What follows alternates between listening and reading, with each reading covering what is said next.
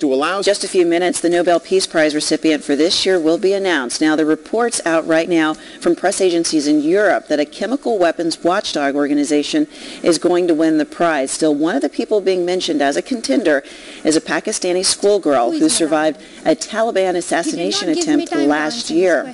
You're taking a look at Malala Yousafzai, a groundswell of support for her. She was shot for being an advocate for girls' education.